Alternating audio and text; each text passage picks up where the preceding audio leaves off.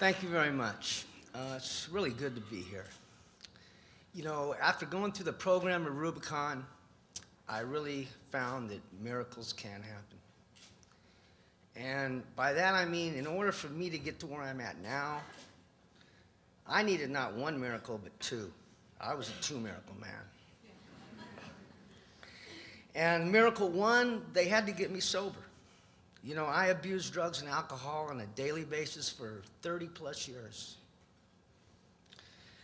So I check into the substance abuse program, who at the time was headed up by this wonderful, wonderful woman named Linda Stewart, who I'm really pleased to announce is in attendance here this morning.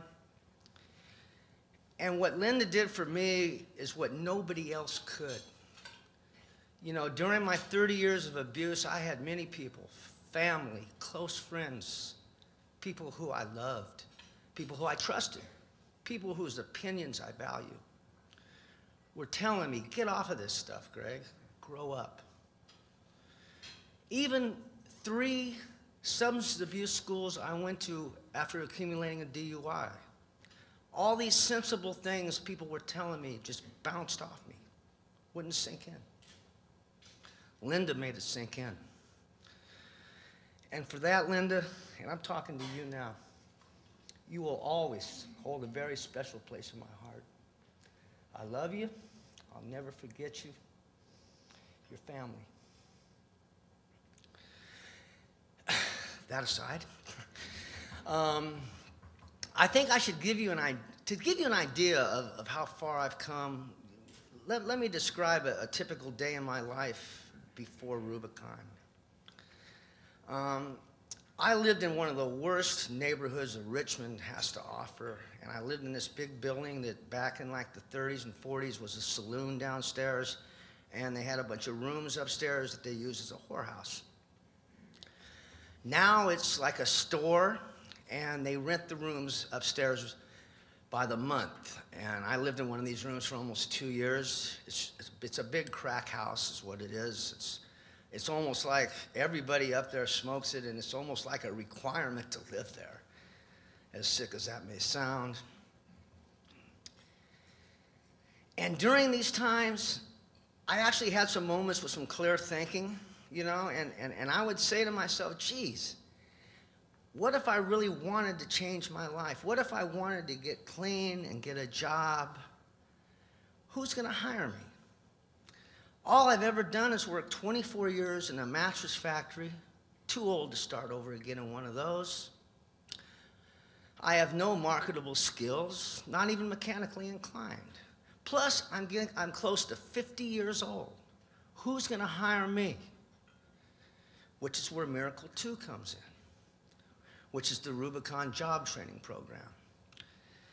Now, I chose the janitorial training because I figured that was the quickest way to get a job, and at my age, I needed to get to work as soon as possible. And the job training consisted of Monday through Friday, being down at Rubicon at 6 a.m. and working till 9 for $5 an hour. I mean, I was getting out of my bed at 5 o'clock in the morning to go make $15 before taxes. Obviously, the money wasn't the main incentive. What was the main incentive was I was looking at this as my last chance at life. If I can't get through this and get a job, stick a fork in me, I'm done. So consequently, I went down there. I was never late. I showed up every day. I had a great attitude, got along with everybody. And I ended up not only getting a job. I mean, while I'm going through this training, I'm looking at, well, probably the best thing I'm looking at is maybe getting a $10 an hour job with little or no benefits. But not only did I end up with a job, I got a great job. I'm going on 9 years now as a custodian at the Lawrence Berkeley Laboratory, a job that I actually love.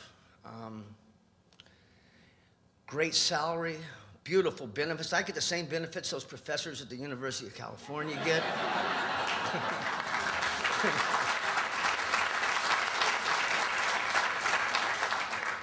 And you know what? That's not even the best part of the job. The best part of the job is number one, they don't overwork us. I've got plenty of time to interact with all these fascinating, brilliant people, including I actually got to go up and introduce myself and shake the hand of the 2006 Nobel Peace Prize winner. And I did that because I work where he does. I don't do quite the technical work. And you know, to put it in perspective, if you would like to make a comparison of me like before Rubicon and after Rubicon, before Rubicon, I'm shaking hands with street corner drug dealers and hustlers and all the rest of it. After Rubicon, I'm shaking hands with the Nobel Peace Prize winner. Wow. And when you go through this and make a comeback in life, the people who've helped you, you want to pay back. You really want to pay back, you know? And what I do from time to time, I go down and I'll give a motivational talk to the people in the program now. And if just one person, after hearing my story, if I can just get one person to say, wow, if he did it at his age, I know I can do it, then I feel I've done something. I also tell the people that if you're here looking for a job handed to you in your lap, you just want to slide through this thing, you're in the wrong place. Because this program is just like everything else life has to offer. You get out of it what you put into it. You got to show these miracle workers that you're serious about this and you're willing to work hard at it, so they can perform the same miracles for you that they did for me. And in closing, I would just like to say that you heard me mention Linda as family. Well, that goes to the entire Rubicon organization from top to bottom. I love every one of them, and I consider them my extended family. And not only is it an awesome feeling to be able to stand here before you to speak for, to represent my family, it's an honor and a privilege. Thank you very much.